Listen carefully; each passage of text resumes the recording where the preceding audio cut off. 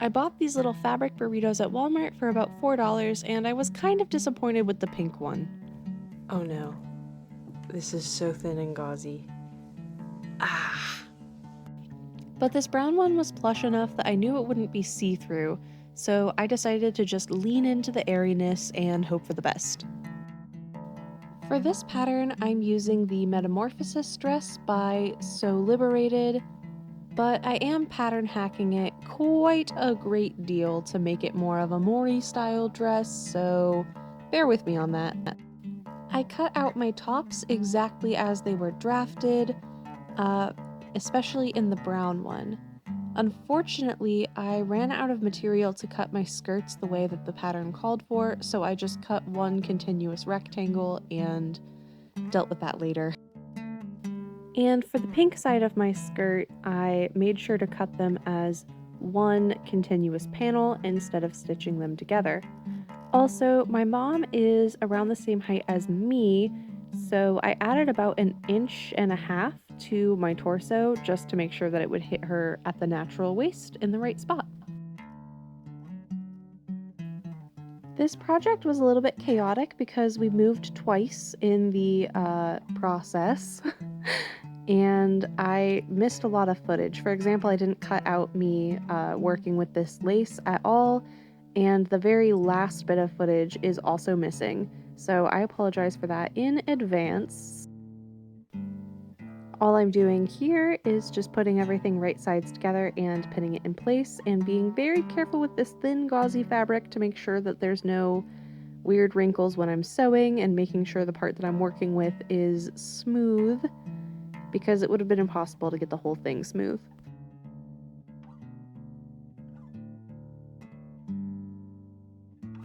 As always, when sewing with knits, make sure that you are using a ballpoint or stretch fabric needle, as well as a stretch stitch on your machine. So basically, I sewed my pink side, which would have my lace overlay on top of it. I wanted this dress to be reversible so that my mom would basically be getting 2 dresses instead of 1.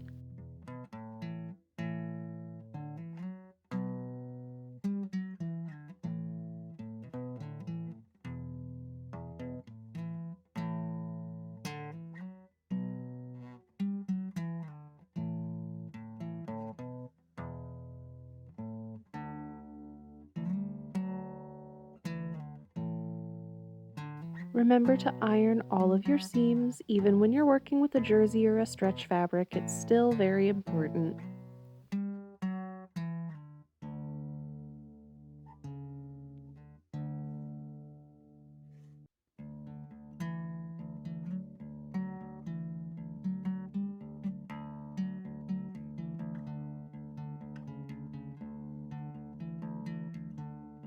I really wanted everything in the neckline to lay as nicely and smoothly as possible.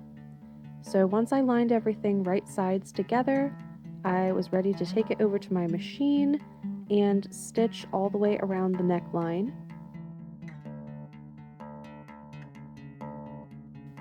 And once I had that finished, I was ready to turn it right sides out. Now, you might be asking, how in the world are you going to finish the armholes? Well, I'm going to use the burrito method. Basically, you roll your fabric up like this so that you can get to the seam, and you'll sew each armhole seam all on its own. And once your seam is all sewn up and it's all together, you're going to turn your project right sides out again and do the same thing, but in reverse. It's a really neat little trick if you want either just a very professional and nice looking attachment to your lining, or of course if you want a dress that can be worn inside out without any showing seams. I get weirdly vain about the insides of my garments. I really like my French seams. I really like my little Easter egg things that I'll hide on the insides of things. And this is one of my favorite methods just because, well, for one thing, you get 2 dresses for the labor of 1, and it's just really fun. I first saw this method on a 60s style vlog. Back in the day, like 1960s pinup style swing dancing dresses were like all the rage on the internet. I'm actually really thankful that I got my start in sewing in general with an obsession with the 1960s, just because that's the era where we really just obsessed over fit and making sure that everything was perfect. And in a lot of ways, that was really good for me as a beginner because I learned all of the tips and tricks to make things as good as possible. But sometimes that perfectionism does get to me in negative ways. I think the easiest way to deal with perfectionism is to just tell it no. It's not invited. We don't want perfect. We just want a really good garment that we will be happy with. And Zelinka seems to be happy with this garment, so I'm happy. Zelinka is the cat, in case you didn't know. The burrito method isn't scary, but I will have a link to a more professional and step-by-step tutorial if this is something that you are interested in trying out for yourself, and my little rambly video didn't really explain it adequately. Honestly, I think the hardest part of the burrito method is getting it turned right sides out at the end of things. I like this method if you have a stretchy fabric, just because it makes you look like you have cool arm armor. On a completely unrelated note, I think I'm going to start doing more vlog style and rambly videos for any sewing videos that aren't specifically related to a pattern that I'm releasing or specifically for tutorial purposes, just because they tend to do better.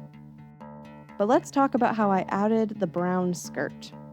So I first off sewed one of my seams together, because remember how I said I cut one continuous rectangle. So I needed to make the top of my bodice one continuous thing before I attached my skirt. Now I did gather this by hand just because I find gathering with machine really annoying on jersey fabric, because the threads, I find them to be more likely to rip on jersey than with any woven fabrics. Now once I had my bodice sewed on just one side, I made sure to lay it out and line up the top of my skirt with the bottom of my bodice, and I tried to even out my gathers and make them as nice as possible, but pin stroking is not really possible with stretch fabric, so it proved a bit challenging. As always with gathers, you just want to take your time and make sure that you are happy with what you've got before making it permanent by sewing it down. And speaking of sewing it down, I like to use this stitch because it both sews my fabric at the same time as finishing my raw edge. It's very similar to a seam that you would have on a serger. And basically what I did from here was attach a lace ruffle, and I sewed that down on the wrong side of my brown skirt so that it would stick out a little bit on both the brown side of the skirt and the pink side of the skirt. And I filmed this and lost the footage. I am very, very sorry. But I did get some super fun footage of me traipsing around in the woods in it. Gotta count our blessings, huh? I pinky promise this whole montage is not just me making derpy faces and flopping around.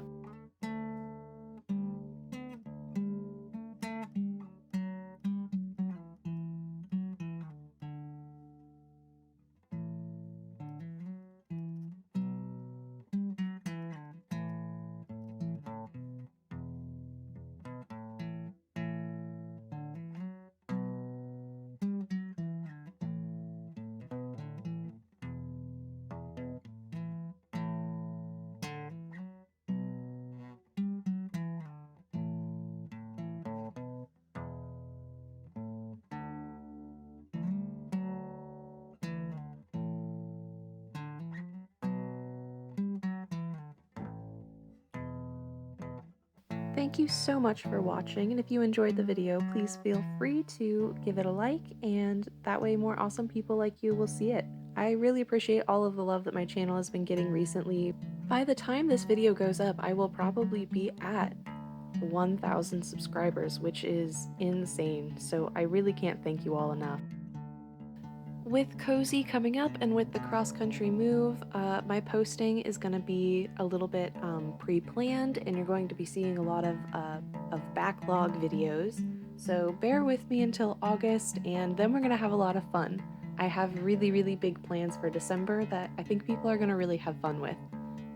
By the way, this chameleon is my cousin's chameleon Sam, and this is his attempt at pole dancing. I hope you enjoy, and I'll see you all in the next one. Bye, friends!